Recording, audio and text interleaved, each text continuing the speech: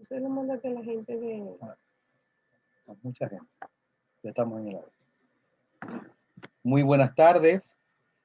Bienvenidos a lo que se ha vuelto una costumbre en tiempos de pandemia, en la temporada de Gloria Digital, dentro del ciclo de teatro virtual que lleva el Gloria desde que inició esta situación que nos tiene a todos recluidos. Nosotros hemos agotado varios temas. Hoy nos interesa trabajar sobre el ciclo de la dramaturgia del actor o la construcción del personaje, para ser más específico. La semana pasada estuvimos haciendo el desmonte del proceso creativo de nuestra obra El 28, basada en 1500 locos de Antonio Sagrul, y hoy queremos compartir con ustedes los procesos o algunos de los procesos que hemos vivido en la construcción de personajes de puestas en escenas de Guloya. Hoy lo haremos Viena González, quien nos acompaña, y quien les digo, Rivera. Como siempre, como suele ser costumbre, les recuerdo que agotaremos más o menos 50 minutos, una hora de exposición. Y si alguien tiene alguna inquietud, desea hacer una pregunta, a través del Facebook lo hace y nosotros con mucho gusto le contestamos. Bien, esa es más o menos la dinámica.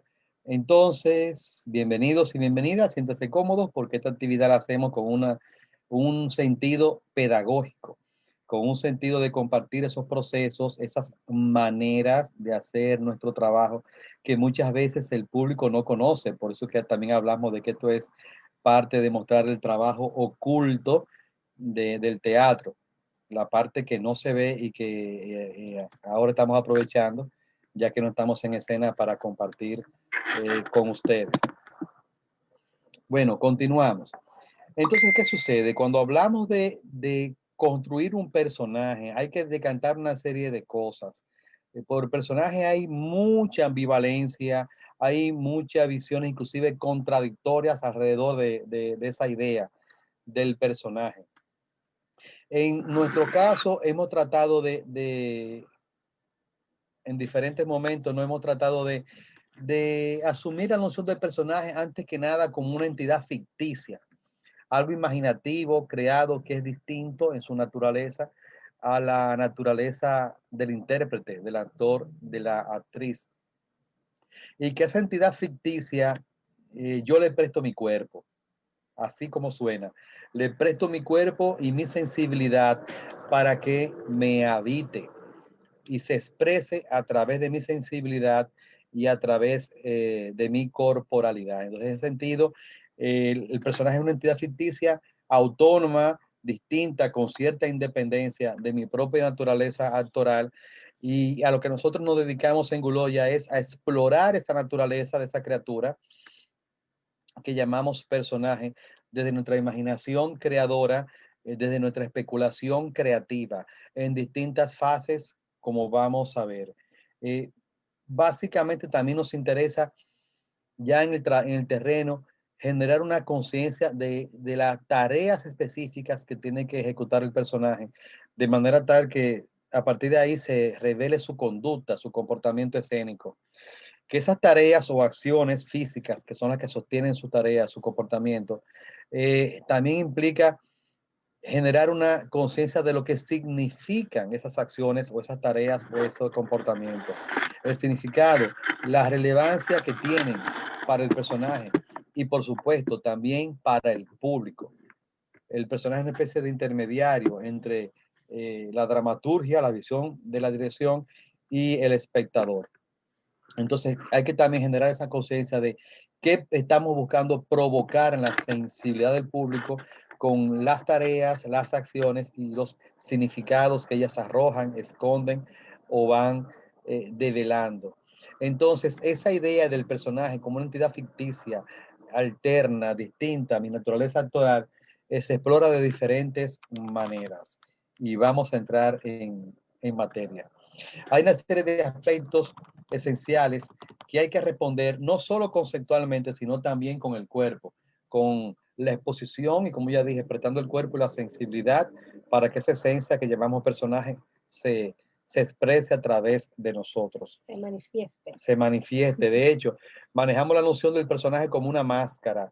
No solo una máscara en el sentido de prótesis que se coloca en el rostro, sino como un dispositivo que yo construyo sobre mi corporalidad y detrás de la cual incluso me oculto en mi cotidianidad para reflejar entonces esa imagen del personaje.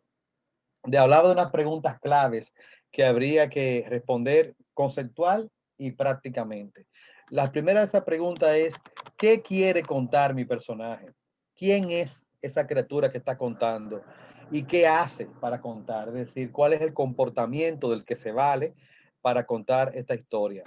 En ese sentido, nos lanzamos a explorar y construir la respuesta a esta pregunta y traducirla a acciones físicas, como por ejemplo el punto de vista del personaje. ¿Cuál es su punto de vista sobre la historia? Eso da paso a también explorar de manera práctica sus características de comportamiento. Estoy hablando de sus características físicas, cómo le da si la tuviese, porque hay personajes que no tienen edad. Esos rasgos de carácter, si es apacible, extrovertido, introvertido, y cómo esos rasgos de carácter se traducen en su corporalidad, en su gestualidad y en sus registros vocales, en sus timbres de voz, como vamos a ver. Ahorita vamos a hacer una pequeña demostración. La segunda pregunta básica, además de quién cuenta y para qué hace para contar, sería ¿por qué cuenta el personaje su historia? Es decir, su motivación. ¿Cuál es la actitud que lo anima? ¿Cuál es la motivación que lo hace llevar a estar en escena, a habitar nuestros cuerpos para contar su historia? Fíjense que estoy hablando del personaje, no del intérprete. Lo tercero es a quién este personaje le cuenta su historia. Sí, podemos pensar que es el público, ese es el interlocutor real, pero muchas veces el personaje visualiza un interlocutor imaginario. El personaje puede estar hablando con un aliado, con un enemigo. Entonces, ¿en quién convierte el personaje a su interlocutor imaginario? ¿Qué relación tiene con él? ¿Qué intención de impacto tiene el personaje con ese interlocutor imaginario que quiere provocar en el mismo? Por lo tanto, convierte al espectador como interlocutor real en una categoría ficticia.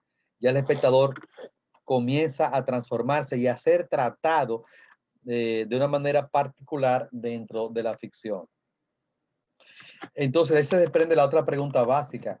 ¿Qué relación tiene la criatura o el personaje con a quien le cuenta la historia? Es decir, el personaje trata al público como un amigo, como un enemigo, como un aliado, como un cómplice, como un testigo, como un desconocido, como alguien a quien el espectador está acusando, como alguien a quien el espectador trata para buscar refugio. ¿Qué relación imaginaria se establece entre el personaje y los espectadores?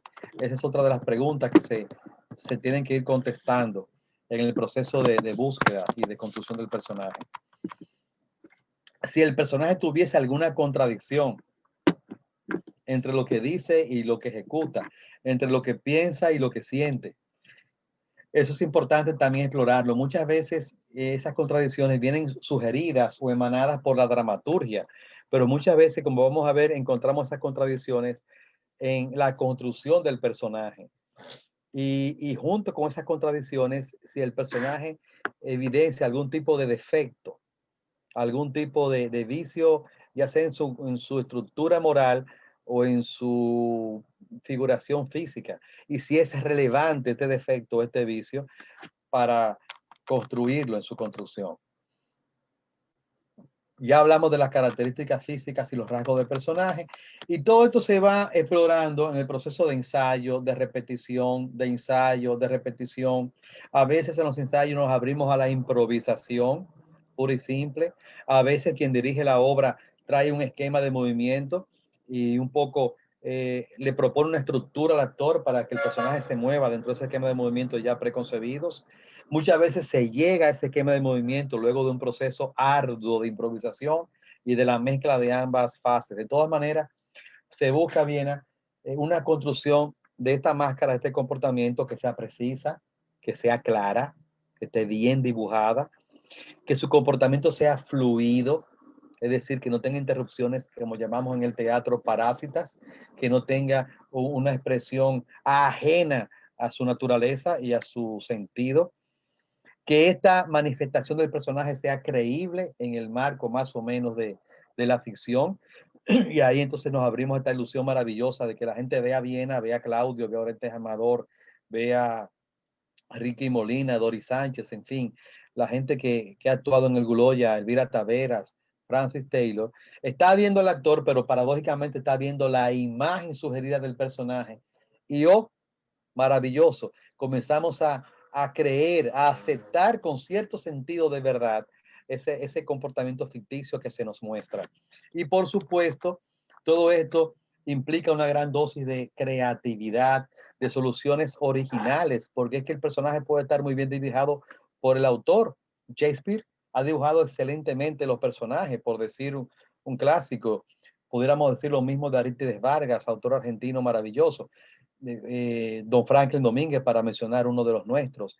Sin embargo, el encarnar, el convertir en carne las palabras del personaje necesita de un parto creativo que muchas veces se amalgama con la sensibilidad y inclusive la historia personal del actor o de la actriz. O del actor o de la actriz del intérprete. Y por supuesto con un sentido de teatralidad. Y aquí quiero hacer una parte. En Guloya nos hemos dado la licencia de explorar, indagar, construir la imagen de esa cosa que llamamos personaje con un sentido de teatralidad, dándonos una licencia de un comportamiento que sea exclusivo de la escena, que pertenezca a la naturaleza de la escena. En ese sentido cumplimos con estos requisitos de creatividad, organicidad, verosimilitud, precisión, pero nos damos libertades donde el personaje no se construye a imagen y semejanza de su comportamiento cotidiano, como vamos a plantear ahora. Luego hay otras cosas más específicas, pero que vamos a saltarnos, que tienen que ver con la atmósfera emotiva de las escenas, que muchas veces dialogan con esas condiciones dadas que propone la dramaturgia, si es de día, si es de noche, si hace frío, si hace calor, si los personajes se conocen previamente. Es decir, esa información que muchas veces el espectador maneja también y que matizan, condicionan el comportamiento de los personajes. ¿Tú quieres aportar algo más, Viena? No, bueno, que en el caso de nosotros, para cada construcción de personaje, podemos, o mejor dicho, hemos partido de diferentes estrategias. Hay muchas maneras de llegar a la construcción de cada uno de esos personajes, que vamos a ir viendo poco a poco, pero sobre todo conocemos, o mucha gente conoce, ¿no? De trabajar con la psicología del personaje, de la parte interna. Pero nosotros, y básicamente yo, casi siempre he trabajado de afuera hacia adentro. O sea, construir una partitura física, construir una partitura vocal, trabajar esa partitura física a partir de imágenes, que ahí venimos como nosotros entonces trabajamos esa construcción del personaje, la abordamos a partir de muchos referentes que pueden ser de un referente real, concreto, de un personaje histórico, por ejemplo, pero también y sobre todo, siempre trabajamos con imágenes plásticas, pinturas, esculturas, dibujos, o una música o una poesía que me sirva de partida para yo empezar a construir esa partitura física, esto convertirlo en mi partitura física para ir construyendo mi personaje. Dame aterrizarlo. Por ejemplo, en el caso concreto de la obra La peste de estos días, a mí me ha tocado defender, crear el personaje del médico de la obra. Plutarco Zavala. Permíteme que sea una palabra, es un nombre ahora mismo un poquito. Sí, eso voy, a eso voy. Bueno, el médico de la obra, el director del hospital, la obra escrita en 1990, hace 30 años, tengo que recalcarlo. lleva por nombre Plutarco Zavala. Es pura coincidencia que 30 años antes haya escrito esta obra y nuestro actual ministro de Salud lleve el mismo nombre. No, Cosas de la por lo vida. menos el nombre. Por lo menos el nombre, a eso me refiero. Entonces, Plutarco Zavala, en la dramaturgia escrita por nuestro queridísimo Ángelo Valenzuela, gran dramaturgo dominicano ido a destiempo, es el director del hospital. El director de un hospital donde un personaje llega por un simple dolor de barriga y es secuestrado literalmente por este director de este hospital. Entonces, ¿de dónde partió Claudio Rivera para construir y darle forma a esta máscara de Plutarco? Pues primero comenzar a responder estas preguntas de las que mencioné ahorita y también abordándola desde el contexto personal, el contexto teatral y el contexto cultural alrededor de la obra, de la dramaturgia de Ángelo. Me explico. El contexto personal implica buscar estos referentes de lo que hablaba Viena dentro de mi biografía, mi entorno inmediato, mis experiencias personales, donde yo encuentre a quién se me parece el personaje. Entonces, de repente, no voy a decir nombre, la madre de Viena tenía un médico que lo atendía, un neumólogo muy prestigioso, no puedo dar nombre, y me tocó estar presente cuando este médico consultaba a la madre de Viena. Yo dije, pero mira, ya Plutarco, lo encontré. Es decir, la vida me paró frente a mi personaje, o al referente más bien, cotidiano de mi personaje, y esa sensación que yo recibí, los rasgos de carácter que yo vi en este médico real, me conectaban con los rasgos de carácter del personaje de la obra, y ahí yo encontré una fuente del contexto personal. No sé si me explico. Luego hay un referente para Plutarco, donde que tiene que ver con el contexto cultural. Plutarco secuestra a este paciente por un dolor de barriga, inclusive pide dinero dentro de la obra para poder liberarlo literalmente. Nada que ver con la realidad, es ficción. Sabemos que nuestros hospitales funcionan maravillosamente bien, no hay ningún problema ahí. Pero como es ficción, nuestro Plutarco, nuestro director de hospital, para poder entregar su rehén, el de la obra, pide dinero y además pide que le donen sangre. Tiene una obsesión con la sangre. Quiere que este paciente le done sangre. Yo dije, tuve como una revelación. Yo tuve, pero Dios mío, si Plutarco lo que quiere es sangre y Plutarco está succionándole la vida a este paciente, Plutarco es un vampiro. Y como que me iluminé y pensé, ay Dios mío, Plutarco es un vampiro. Entonces, ¿cómo ahora justificar esta visión de analogía, de comparación entre ciertas características del personaje de la dramaturgia con cierta imagen que me permite entender el personaje y construirlo desde ahí? Y dije, voy a construir a Plutarco como un vampiro. Por eso es, y ahora voy a compartir con ustedes una imagen que Plutarco entonces tiene una capa. Voy ahora mismo a mostrarle a Plutarco para que ustedes lo vean. Tan pronto yo lo encuentre. Yo lo tenía, ya no lo tengo. Un momentico, un momentico. Voy para allá. No, yo tenía, ese es el problema en fin, ahí voy. En fin, ya. Ahí va Plutarco. Un momentico, permítame compartirle una imagen de Plutarco. Adelante. Voy para allá, voy para allá, voy para allá, voy para allá. Entonces Plutarco se concibe como un personaje con capa, como Drácula, y entonces de repente Plutarco comienza a dibujarse como un ser misterioso de la noche, vampiresco, que se, que se comporta como un vampiro. Que ya no es solamente la capa, también le construimos un gusto por el rojo, un gusto por el negro, y eso nos llevó entonces a otro referente cultural que tiene que ver con la cultura vampiresca, que es el gótico.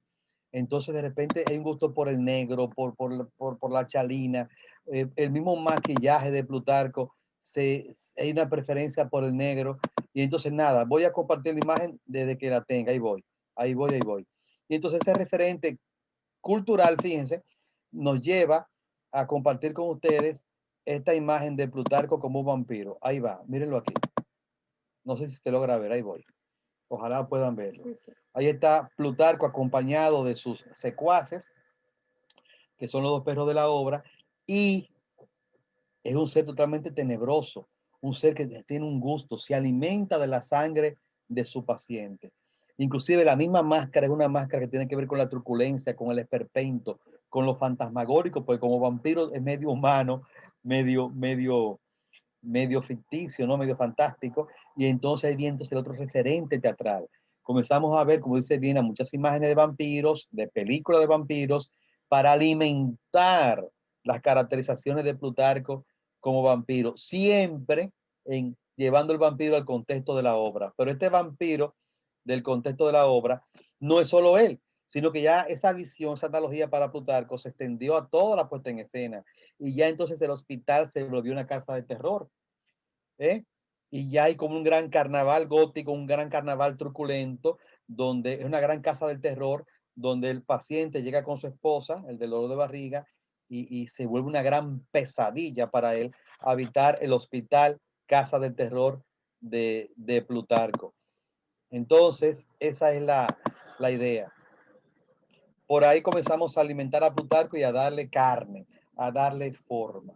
Fíjense como lo personal, lo teatral y lo cultural se fue fusionando, pero en un proceso de ensayo. Se dice en 5 minutos, pero no fueron 5 minutos. Y por supuesto, el vampiro más emblemático que sirvió de referente para cultura Plutarco es el gran Drácula.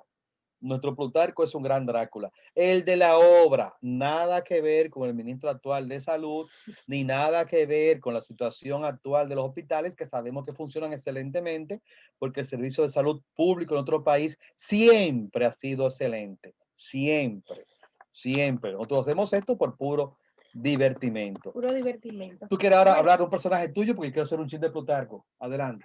Bueno, pero te voy a hablar entonces de un personaje también de esta misma obra, que es la tía odiosa. Fíjense como el nombre ya la define, una tía odiosa, es una mujer que nadie quiere saber de ella, pero en este caso, la tía odiosa es la tía que, aunque lleve el nombre de odiosa, es la que salva la situación, porque es la que le ofrece la ayuda del dinero que necesitan, ¿verdad? Para sacar a este personaje del hospital.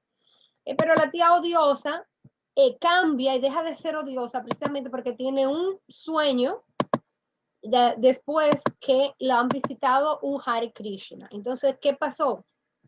Nosotros empezamos a trabajar este personaje desde pensar quién en nuestra familia es la persona que nadie tal vez se atreve a hablarle, que es como la odiosa, pero es la que tiene el dinero y es a la que hay que acudir en muchos momentos. Ahí estamos viendo, tú lo tienes ya. Sí, compartido. Bueno, ese es el personaje que se construyó.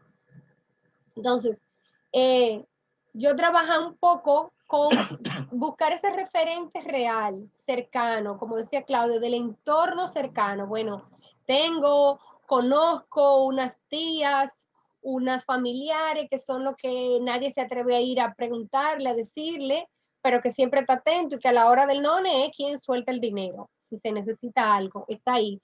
Pero pega los boches, pero dice las cosas que a uno no le gusta. Entonces, como el odioso, pero el que finalmente resuelve. Y también este personaje, bueno, entonces tengo todo el otro referente que voy a tener de esa cultura general, es el Krishna, Hare Krishna, y todo ese mundo religioso a partir de los Krishna. Entonces empiezo a trabajar los mudras para trabajar toda la sensibilidad y esa las espiritualidad danzas, elevada. toda esa espiritualidad, ¿qué fue lo que transformó a esta mujer? Entonces, el tono de voz, ella cambia todo de manera que ya ni se conoce. Entonces, ahí vemos el personaje. Yo lo trabajé todo en calma, o sea, está en una posición de loto, es como se presenta al público, ¿no? Lo más tranquila posible, no se mueve, apenas mueve las manos, apenas conversa y todo en esa atmósfera de espiritualidad. esa atmósfera elevada. Sin ánimo de traicionar el teatro ni nada que ver, tú puedes hacer un poquito del personaje, del diálogo, para que ellos tengan una idea. Por supuesto, esto no es teatro. Lamentablemente no lo podemos hacer hasta que llegue la vacuna. Pero viene así nos va a regalar ahora un poquito de cómo ella intenta caracterizar. No tiene el vestuario, no tiene la máscara, ustedes no están aquí, ni nosotros estamos allá. Pero viene a regalar un poquito de un fragmento del personaje. Luego yo haré lo mismo con Plutarco. Entonces, bueno, cuando ella está con su, si hubiéramos puesto la musiquita, pero bueno, ella está en su meditación, en su alabanza, Hare Krishna, Krishna Krishna, Hare Hare, y llega la esposa del sobrino y le dice, hijita, levántate, hijita. Sé lo que me le pasa a mi sobrino. Lamento mucho su situación. Deben saber que pueden contar conmigo. Ella le responde, pero ¿cómo va a ser? Sí, hijita, ha pasado algo increíble. El otro día vino a saludarme un joven con la cara pintada, rayas en la cara y una toalla que le pasaba por el cuerpo. Entonces me dijo que era Hare Krishna. Déjalo ahí. Gracias, Viena, gracias. Mira, tiene una enfermedad que no puedo ni decir. Seguimos. En el caso de... No piensen que es COVID. No es COVID, no es COVID. En el caso de Plutarco, voy a compartir ahora, mírenlo ahí tienen a Plutarco. Ahorita va a llegar en el compartir imágenes, porque yo sé que se toma su tiempo. Voy a tratar.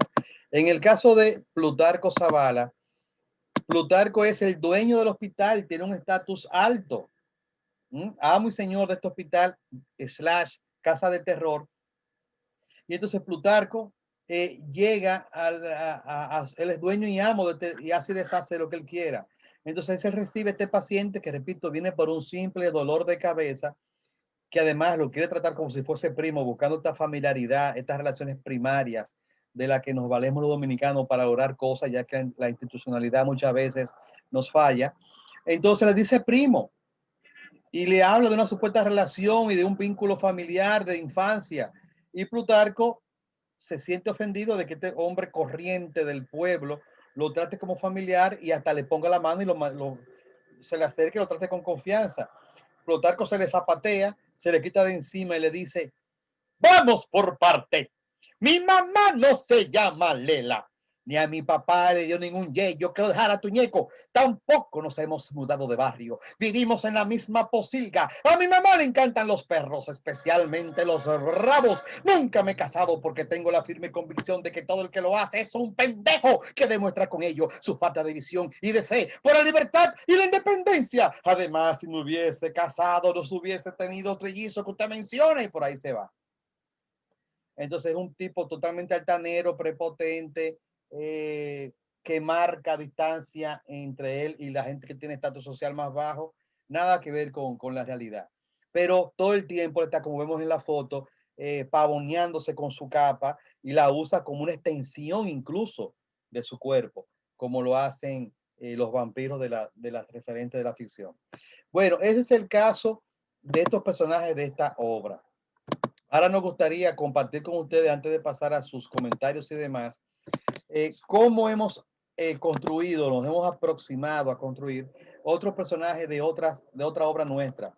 Una de estas obras es la otra obra es Nuestra Señora de las Nubes, obra que desmontamos hace poco, pero que queremos concentrarnos en algunos personajes de esta puesta en escena. Permítame compartir pantalla para mostrarles. Miren, Nuestra Señora de las Nubes es una obra de Arístides Vargas que habla mucho del exilio, de los personajes que no tienen patria, no tienen hogar, viven desterrados. Y estos personajes de esta obra construyen un pueblo imaginario en las nubes, ya que no tienen tierra. Y ahí vemos una galería de personajes prácticamente. Uno de ellos es este personaje que se ve en pantalla, que verán dentro de poco, que es la abuela. Ahí está. Es la abuela que le cuenta a su nieto Meme, que está compartiendo la foto con él, cómo se fundó este pueblo, Nuestra Señora de las Nubes. Cuando viene y yo construimos la obra, decidimos que yo iba a ser la abuela y el Memé, por cuestiones eh, de, de, prácticas de montaje. ¿Qué pasa? Volvemos otra vez al tema del contexto personal, como le mencioné, el teatral y el cultural. En el caso de la abuela, que le cuenta a Memé cómo se fundó el pueblo, yo me inspiré en mi abuela materna, Pura Rodríguez, que era una abuela muy parlanchina, con mucho sentido del humor, y que cuando nosotros íbamos, sobre todo en verano, en las vacaciones, nos hablaba mucho, tanto a nosotros como a su hermana Lulú, cariñosamente Bubú, y repasaban el pueblo. Y cuando mi familia iba de visita, mi madre y mis tías, el tema era que mi abuela le ponía el día con las cotidianidades, por así decir, de las familias del pueblo que eran conocidas. Entonces fulano se casó, fulano se murió, fulano tuvo un hijo, fulano se fue para Nueva York, en fin. Era un ponerse al día con la abuela. ¿Qué pasa? Mi abuela materna, Pura Rodríguez, eh, era, se fue poniendo ciega por la diabetes, perdió la visión. Entonces, como un tributo a mi abuela materna, yo decidí construir este personaje de la obra también ciega, sin visión. Ya, ese es mi referente personal que yo utilicé para construir a la abuela. Además de que mi abuela cosía junto con Lulú. Y cuando mi abuela muere, lo único que yo pedí de herencia eran los dedales, que a mí siempre me gustaba, me llamaba la atención. Y mi abuela no me dejaba tocar cuando estaba en vida. Cuando mi abuela muere, lo único que yo quiero conservar de mi abuela son los dedales. Y me los regalan. Y yo los tengo guardados. Cuando me toca hacer este personaje, me acuerdo de los dedales y entonces uso los dedales originales en los pulgares de mi abuela, que eran dos, y en los otros dedos los lleno de otros dedales. Y como un tributo a mi abuela, hago que este personaje gesticule, mostrando estos dedales que yo nunca pude tocar cuando mi abuela estaba en vida y que ahora yo lo tengo encima de mi cuerpo como una manera de vincularme a este personaje ficticio que es la abuela de Memé. Por supuesto, hay otras cosas en común. El excelente sentido del humor de la abuela de la obra coincide con el sentido de humor de mi abuela materna. Después de un cuento de un ojo famoso de mi abuela, pero no es el momento. No es el momento. No es el momento. Entonces, el sentido del humor, esa condición de contar la historia del pueblo, de transmitir la memoria de la familia, que muchas veces recarga, descansa esa función en los abuelos. Yo lo rescato desde mi abuela materna para la obra. Y es uno de los personajes más lindos que hemos hecho en esta vida del teatro. Y ahí tenemos a la abuela contando su historia también, el pelo canoso, porque tanto mi abuela como Lulú quedaron con la cabeza blanca. De hecho, le decían las cabezas blancas, la mencionaban en San Pedro de Macorís. Entonces, entre la ceguera, la cabeza blanca y los dedales son los referentes personales para llegar a la abuela. Miren ahí cómo trabajamos. Le puedo hacer hasta un poquito. Ay, me. Mire, te tengo que cerrar los ojos para hacer el personaje. Así fue, como Don Tello y la Irma fundaron este pueblo. Fundaron, y fundar un pueblo no es pendejada. Ay, sácame una cana. Te voy a dar una monedita de plata por cada una que me saques. Ay, ven. Ay, ¿Cómo es que se llama ese que vive al otro lado de la plaza? ¿Cómo que quién? Ese que le dicen el vinagre por el genio. Ese es hermano de Matilde Herrera, la peluquera celestial, la que le arregla el pelo a todos los santos y a las vírgenes de Nuestra Señora de las Nubes. Desde que ella le arregla el pelo a San Antonio es otra cosa. Pero lo que te quería decir, ya te lo dije, que ellos son hermanos, pero no lo saben. ¿Cómo que tienes el vinagre y la Matilde? No te lo estoy diciendo, carajo, atienda lo suyo. A su vez, ellos son hermanos de los vascones, pero como los vascones son morenitos, no se llevan. No, señor, no se llevan. Ay, Con lo que sí se llevan es con los duques, que viven como duques a costilla de los vascones, que también están emparentados con los duques Molina Vacas, que son los que siempre ganan las elecciones, porque aquí gane quien gane, y lo dejo ahí. por favor. Ya. Sí, Que ya porque, pasaron las sí, ya elecciones. pasaron, ya pasaron. Esos problemas fue superado. Tú un país desarrollado con muchas riquezas naturales. Algo que tú no apuntas y que también tiene que ver con ese universo es que tu personaje, como la abuela, se mece, como si estuviera en una mecedora. Claro, y mi abuela se sentaba todas las tardes, pero en su casa tiene una mecedora adentro, pero además sacaba la mecedora a la acera de la casa, frente a la casa, junto con Lulú, a ver pasar el pueblo para actualizarse, porque ese periódico había que actualizarlo. Esas informaciones primarias había que tener. Ya se sentaban todas las tardes a ver pasar a la gente cercana para estar, tú sabes, pendiente de los cambios de la vida del barrio, y entonces ese periódico tirarlo ya en intimidad familiar en primera página, bien actualizado. Bueno, entonces, como la abuela, hay otro personaje también muy pintoresco de esta obra que quiero compartir, y Eran también quiere compartir, y son el matrimonio de las autoridades políticas del pueblo de Nuestra Señora de las Nubes. Y aquí sí hay tela por donde cortar. Aquí sí. Voy a compartir pantalla para que ustedes vean la imagen de estos personajes. Estamos hablando del gobernador de Nuestra Señora de las Nubes, nada más y nada menos que de la prestante autoridad política, investida por supuesto de una autoridad moral, como deben ser todos los gobernadores, todos los alcaldes, todas las alcaldesas y todo el que llega al poder por el voto popular. Alguien prestante, respetuoso. ¿Qué sucede? Que el gobernador que estamos viendo en la obra tiene, cosa extraña, un hijo fuera del matrimonio. Se dice, él no lo admite ni lo reconoce. Se dice, y sucede que ese hijo supuestamente es Memé, el nieto de la abuela esta, que la nieta está criando, la abuela está criando. Pero él no puede permitirse que su esposa escuche, ni valide, ni sospeche que él tiene un hijo fuera del matrimonio, porque él es un hombre prestante. Además, por supuesto, un buen administrador de los recursos públicos. Así que se ve a sí mismo. Pero ¿qué sucede? Que este personaje está lleno de contradicciones. Ahí hablábamos del tema de las contradicciones ahorita con las preguntas claves. Porque mientras hace su discurso, el del gobernador, él con las acciones físicas sí va evidenciando que él se ha tenido más de un hijo fuera del matrimonio. Más de uno, que es un hombre de braguetazos, como se suele decir en la cultura popular. Además, es un nuevo rico. Acaba de llegar al poder, nada que ver con ningún ministerio y que nadie esté sometido a ningún tipo de juicio, ¿no? Él es un nuevo rico y en esa declaración de bienes que hizo, ya le declaró millones, y a los pocos meses de estar ahí, ahí es que tuvo millones. Entonces, es un nuevo rico, tiene un estatus social alto, sin embargo, carece de educación formal. Es un hombre muy prosaico, muy básico, muy soez, y se comporta desde ahí, una de sus contradicciones. Otra, que quiere aparentar elegancia, como decimos en el argot popular, finura, ser muy fashion. Sin embargo, esa actitud fashion contrasta con esta vulgaridad gestual que lo acompaña. Que le acompaña también a la esposa de la gobernadora, también tiene esas mismas contradicciones.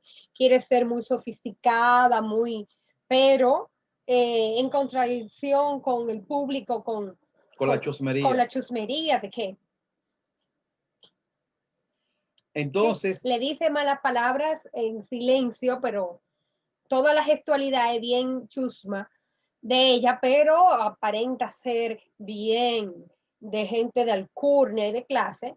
Igualmente, la trama pasa que ellos son hermanos, pero no lo saben. Y ahí en la escena se va dilucidando todo. Pero en la gestualidad de los actores sí se va determinando que tienen la misma gestualidad. Que hay un parentesco biológico. Hay un parentesco biológico genético. Y sale por los gestos que hacen iguales y que ellos mismos no lo perciben. Pero que el público sí lo va leyendo a través de que se va desarrollando la escena. A nivel de referentes, de los contextos que investigamos para construir, un referente que prendió por este gobernador fue el de Elvis Presley, así como suena, el gran ícono de la cultura rock y pop norteamericana, porque él siempre está bailando y disfrutando la vida. Imagínense un hombre que está bailando la danza de los millones que no le costó nada, nada más que llegar ahí a la alcaldía de ese pueblo, no importa dónde, la alcaldía siempre es fuente de riqueza. A la gobernación. A la gobernación, en fin. Entonces, por eso este pelo tipo Elvis Presley, este pelo bien cuidado, este culto a la vanidad, es un personaje muy vanidoso y se comporta como Elvis Presley, no solamente en la gestualidad y en el pelo, sino que siempre está bailando, siempre está como en una fiesta, como si estuviese en una tarima, porque se siente una figura pública muy, muy extrovertida. Además de Elvis Presley como referente cultural, otra fuente por el tema del baile, del vacilón, porque se goza, es el caballo mayor. Johnny Ventura fue un gran referente para trabajar sobre todo el tema del baile y el swing que este personaje tiene, inclusive cómo se incomoda. Y un tercer referente para construir al gobernador de esta obra es Papá. Todo el mundo sabe quién es Papá en este país. Quien no lo sepa, que lo investigue.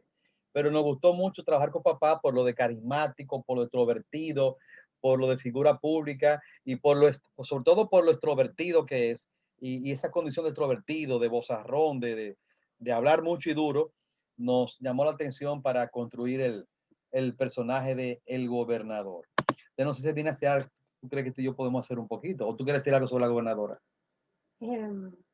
Bueno, la gobernadora, esas contradicciones que decía Claudio del personaje, lo tiene presente, ¿no? En todo la alcurnia que ella quiere mostrar y que al principio está en discusión con el público y saliendo todo su chusmería, como pasa con el gobernador, que es muy de alcurnia, pero hace toda una serie de acciones bien groseras y poco educadas, ¿verdad?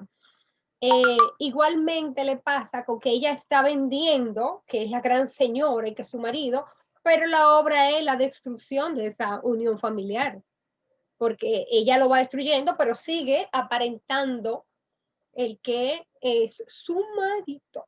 Sí, esa cultura de que independientemente de los destrozos que pueda haber en la intimidad conyugal, este matrimonio del gobernador y su esposa quieren aparentar, porque además se saben observados por el público, es decir, por el pueblo, quieren aparentar que todo está bien, sin embargo, estas contradicciones los desmoronan como relación de pareja. Pero hacia afuera están unidos, Sí, unificados. son estos matrimonios que son matrimonios solamente para la primera página de ritmo social, pero que se sabe que cada quien en la intimidad lleva su vida privada como quiere. En apartamentos separados viven. Sí, eso O en pasa. aposento. Eso pasa, eso pasa. Eso, Claro. yo quisiera saber con qué político, pero de verdad que no me entero. No me entero. Entonces, sí, vamos a hacer ahora un poquitito de el gobernador y su esposo. El gobernador llega a la casa, al despacho que tiene en la casa, ¿no? A discutir con la esposa porque se acaba de enterar que por los cuatro vientos del pueblo está diciendo que Memé es su hijo. Memé es este chico que cría a la abuela. Y él llega totalmente descompuesto y dice, ¡esto es un bochorno! ¡Un bochorno! Memé, el idiota ese ha venido a mi oficina. ¿A qué no sabes a qué? ¿A que no sabes a qué? A decirme que según vínculos familiares recientemente revelados, yo soy su papá. Y yo le dije, Memé, yo soy padre de la patria, Memé, pero eso no quiere decir que yo sea tu papá. No, por favor, no caigamos tan bajo. ¡Qué ocurrencia! Es culpa de esa vieja descabellada que inventa historias. Vaya a saber con qué propósitos. Hay que mantenerse unidos contra la cabellada, como sueles decir tú. Esos negritos de los vascones le han armado tremendo litigio a los Molina. ¿Y sabes por qué? ¿Y sabes por qué? ¿Y sabes por qué? Porque el idiota de Memé les fue con el chisme de que la tierra les pertenece. ¿Y para qué quieren la tierra? ¿Para qué quieren la tierra? Suficiente con la que tienen en las orejas. ¿Qué es lo que quieren los vascones? ¿Qué es lo que quieren los vascones? Que les regalen lo que las familias honorables de este país se han ganado con tanto esfuerzo. sacrificio y abnegación. No, por favor, no caigamos tan bajo. Siempre han sido los muertos de hambre y ahora quieren sentarse a nuestra mesa. No. Y todo porque el idiota de Meme les fue con el chisme de que la tierra les pertenece. Lo paramos ahí. Muy fuerte, muy fuerte. Muy fuerte. No, muy fuerte es la pandemia, que nos tenemos nosotros haciendo un chin de la obra a través de la pantalla. Y uno loco Por dar encima del escenario. Oh, oh. Entonces, va a haber que hacer algo. Algo que yo creo que yo no, ya, no sé, algo que no sea virtual. Escriban ahí en el chat, todo el que está conectado, ¿cuándo ustedes creen que deben abrirse las salas de teatro? Miren, las iglesias abiertas de hace meses. Todos los bares abiertos. Los cines abiertos. Ya el juego de pelota va a empezar en Iquiqueya, con lanzamiento y no sé qué, para haber juego de pelota. Sí, sin público, sin público. No, va a haber, aquí que estamos, no en Nueva York. Es decir, los supermercados abiertos, todo está abierto, todo está abierto. Entonces, los teatricos, los teatros, nosotros, la gente de teatro, que lo que hacemos es divertirnos en el escenario, divertirlo a ustedes, esperando. Esperando a Godot. Esperando. Como diría mi amiga Lorena. Entonces, ponen ahí cuando ustedes creen que los teatros deben de abrirse. Vayan anotando, pasó una encuesta ahora mismo. Por ahí dicen que ahora, otros dicen que en noviembre. O sea, eso es mañana ya. Ya, el lunes. Cualquier parecido con la realidad es pura casualidad, dice mi amiga Lidia Ariza. Ay, la querida vecina del mejor teatro de la bolita del mundo. Al lado de Guloya. Del templo de Guloya. Dice Natalia, dice, ahora, ya. Laila dice que ayer. Yacela Payana dice, ya. Dice Lidia, vamos a hacer teatro en los patios. Muy bien. Nosotros estamos locos por habilitar el patio de Guloya, pero por ser respetuosos, queremos que el ministro que tiene que ver con la cultura, el Ministerio de Cultura, nos dé un visto bueno, para que cuando vaya un policía de ahí de la zona colonial a decir, ¿cómo usted está funcionando? Bueno, mira, aquí con mascarilla, con desinfectante, con distanciamiento social y con autorización del ministerio, porque somos respetuosos de la ley. Los bares tienen permiso, los cines tienen permiso, todo el mundo tiene permiso, menos nosotros. Sí, sí, sí. Hoy dice ahí uno que es subversivo. Es más, así puso. Vayan y abran el Guloya después de este conversatorio y nos juntamos allá. Oye, ¿cómo es?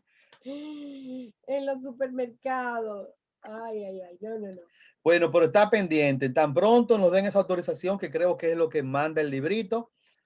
Tenemos muchas ideas. Los miembros de las redes salas independientes, del Teatro Independiente, de la Resati, tenemos muchas ideas de hacer cosas para reactivar la actividad teatral en estas salas pequeñas que tradicionalmente son las que mantienen viva la actividad teatral por la constancia, ¿no? Todas las salas independientes siempre tienen una actividad la mayor parte de los fines de semana. Pero tenemos muchas ideas que queremos compartir tan pronto nos autoricen.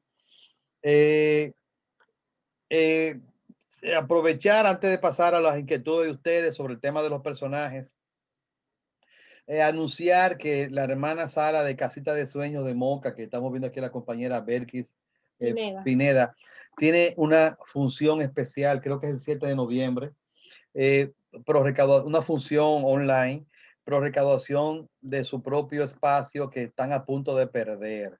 No debemos permitir que las salas de teatro cierren, una sala de teatro que cierre es un espacio de humanidad que se pierde. Además de sala de teatro, es un centro cultural, es una escuela de arte que tiene esta provincia, en la ciudad de Moca, así que debemos apoyarlo porque eso es terrible, que la ciudad, que el país pierda un espacio cultural, una sala de teatro que no debe cerrar. Así que nosotros somos de la creencia que lo peor que le puede pasar a un ser humano cuando ve una obra de teatro y sale de ese espacio es que desee ser persona. Ser mejor persona, eso es lo peor que te puede pasar. Aspirar a ser mejor persona después que tú eres tocado por una obra de teatro. Entonces, un espacio que promueva esa experiencia nunca debe de cerrar bajo ninguna circunstancia. Bueno, entonces Viena, la gente se ha encendido por el tema de abrir las salas. Aquí nos dice Juan Esteban García que nos están disfrutando la disertación. Muchas gracias.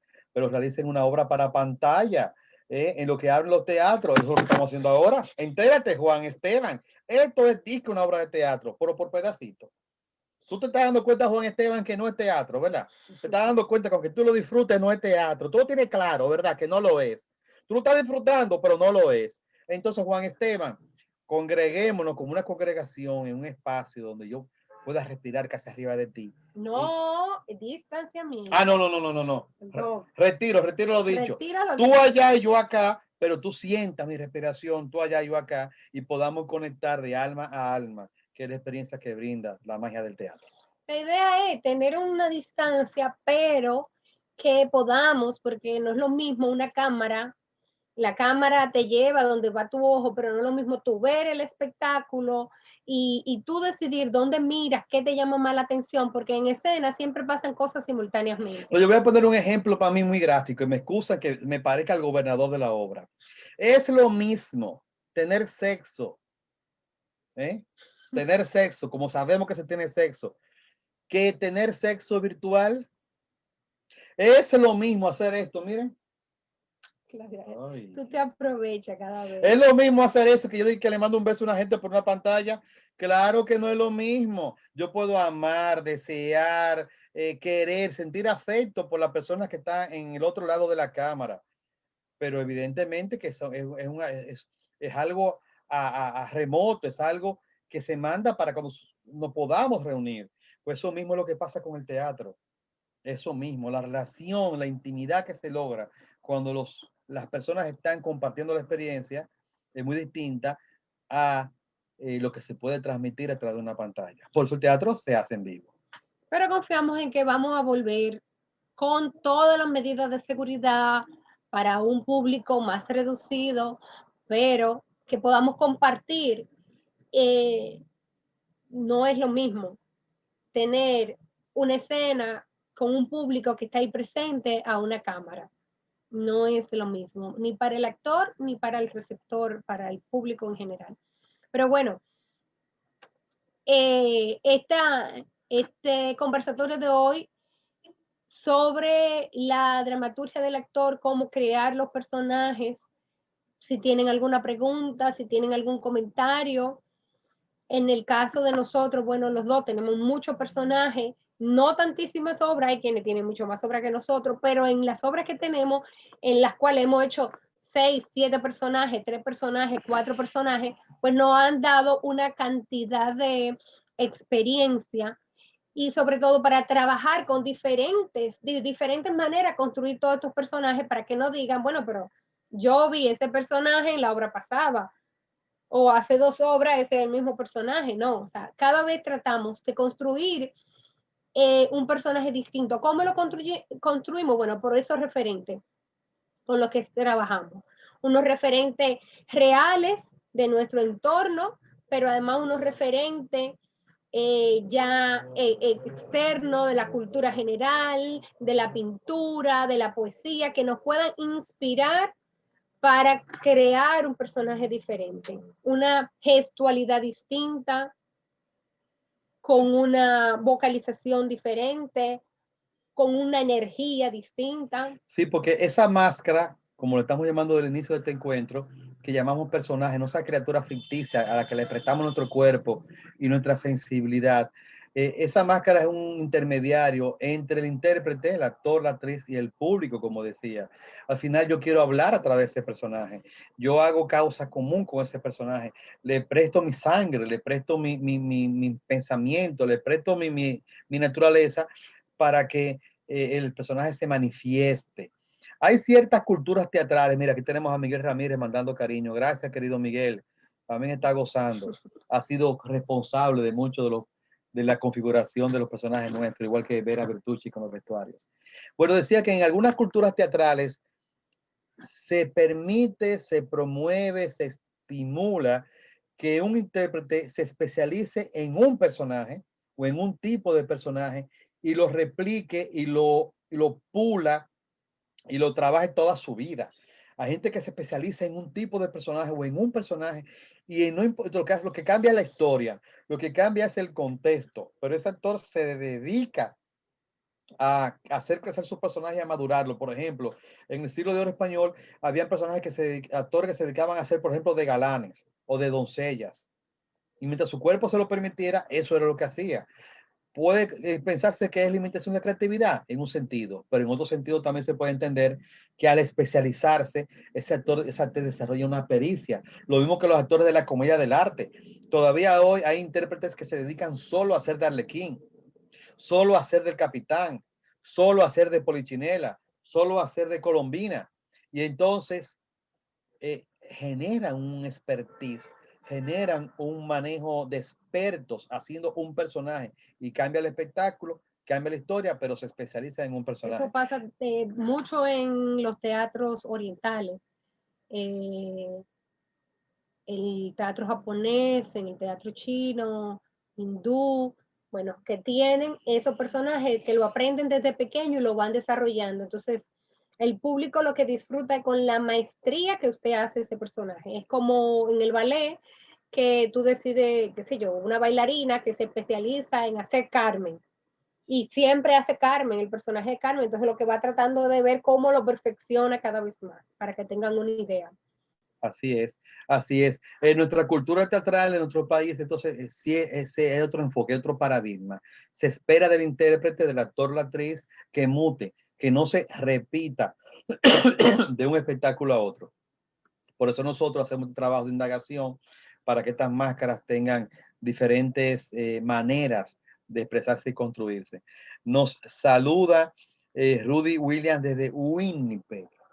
¿Cómo? Dios mío, esa es la magia del Internet, que podemos establecer cierto acercamiento con personas de distintos espacios en un mismo tiempo. Hola, querido Rudy Williams. Bueno, bien, creo que ya hay que ir cerrando esto, porque tenemos una hora compartiendo estas cosas muy básicas. Recuerden que hay un propósito pedagógico, un propósito de orientar y compartir con los espectadores esas cosas que no se ven. Hay gente que piensa que uno arma el personaje nada más que aprendiéndose la letra y jamás en la vida. Entre el texto y la imagen que ustedes ven en el escenario, hay todo un proceso, todo un trabajo y lo que hemos compartido ahora, tratado de compartir, son algunas de las herramientas o estrategias que utilizamos. Bueno, saludar a todo el que está ahí. Malcolm Cosmos ahorita nos preguntaba, nuestro querido hijo desde Nueva York, ¿cuál es el plan del ministerio? Si tienen fecha. Bueno, todavía no conocemos el plan del todo, no tenemos fecha, sabemos que ellos están trabajando. Esperamos la próxima semana que hay un encuentro con la ministra y todo el departamento de digamos que de artes escénicas, un encuentro el próximo miércoles que ahí nos den respuesta y nos planteen cuál es su plan. Así Sí. que vamos a esperar. Estamos ahí esperando y si sabemos rezar, recemos. Miren, esas son las magias de este asunto del Internet. Además de que nos saludan de Winnipeg, nos saluda Rosa Margarita Ventura desde Italia. Muerte Oh, viene. Y no solamente, pero de Italia hay un salto brutal. Nos saluda Juan Donantuoni desde de la Argentina. Argentina, la tierra de nuestra querida Lorena. Esto es una cosa grande. Bueno, alguna ventaja tiene que tener la virtualidad. Gracias, queridos colegas, queridos amigos que nos saludan desde tan lejos, pero que nos permiten sentirlos cerca. Esteban Evangelista también nos saluda. Bueno, dice que lo de la declaración de bienes viene desde lejos. Sí, desde muy lejos. Sí, sí, sí. En todas las culturas se utiliza. Uh -huh. Bueno, pues nos, nos vemos en una próxima Sí, ocasión. ya anunciaremos oportunamente a través de las redes del Guloya la programación virtual para noviembre, que quisiéramos que no fuera virtual. Ese es nuestro deseo. La tenemos aguantadita para que los fines de semana podamos ir volviendo al teatro de manera segura, por supuesto, de manera responsable, porque lo que está pasando no es un juego. En ningún momento estamos planteando hacernos de la vista gorda, todo lo contrario. Es que el teatro sea una de las actividades que hacemos en sociedad con las mismas precauciones y las mismas medidas con que hacemos las demás otras actividades sociales, ¿no? El ser humano es una persona, es una criatura de congregación, necesita congregarse, es una de su naturaleza social. Eh, para crecer, para sanar, para aprender, para divertirse, para ser y estar. Y el teatro ha demostrado ser una de esas actividades favoritas para lograr esos fines. Por eso que apostamos tanto a la actividad teatral junto con nuestros colegas. El teatro es seguro, va a ser seguro. Nos vamos nosotros primero porque no queremos enfermarnos, no queremos enfermar a nadie más. Queremos mantenernos en contacto, pero con un contacto seguro. Y de seguro, seguro, cuando volvamos a encontrarnos, será de forma segura y valga toda la redundancia. Sí, no, y que además es simple, es nuestro trabajo. En Es nuestra nuestro trabajo. vida, en nuestra Es vida. nuestro trabajo. Gloria tiene 29 años trabajando en la escena. Lo mismo el teatro alternativo, Lorena Oliva, Lidia Ariza con nuestras hermanas de las máscaras, nuestra compañera de Casita de Sueños en Moca, María Elija Grullón en la 37 en Santiago, Paris Leida, Paris Leida Ver en Puerto Plata con la Salima García, y todos los compañeros Basilio teatrales Nova. que no tienen No, pero para sala. mencionar la gente que tiene sala, que tiene una responsabilidad mayor, no, además de la actividad creativa, empuja un espacio alternativo para las artes escénicas. Nuestro compañero de Utopía de Santiago, Basilio Nova y Ana Jiménez en la sala de Cucaramacra, Casa Nova de Teatro. Teatro, Nuevo Teatro, en fin, todos entendemos esto como nuestro oficio y siento que tenemos el derecho de defenderlo y de practicarlo como cualquier otro oficiante, como cualquier otro trabajador, con todas las medidas de cuidado, pero es que tenemos meses sin trabajar. 7 meses y medio. Eso tiene que cambiar. Bueno, señores, creo que podemos despedirnos. Ha sido un placer. Creo que es una actividad muy linda la que hemos tenido. Y nada, que nuestras próximas actividades sean presenciales, con todo el cuidado y la precaución. Si nos ven anunciando actividades virtuales, es porque todavía no hemos logrado el permiso. Ojalá que sí. También la sala de Margaret, nos Sí, recuerdan. sí, del Teatro Otoño de Y la Margaret Teatro Sosa, Luna. el Teatro Luna de Fausto Grullón y la querida Tania Calderón allá en el mejoramiento social, cierto, hay que mencionarlas todas. La teatrera ahí en la calle Mercedes, que está en un proceso difícil de defendiendo su espacio. Lucina y Usmel, que no tienen una sala, pero ahora tienen una sala virtual en su casa Sí, y están fajados también. Bueno, en fin, todo el teatro está en la misma y queremos abrir y volvernos a encontrar. así es. Hasta pronto. Abrazos. Bye. Gracias por acompañarnos.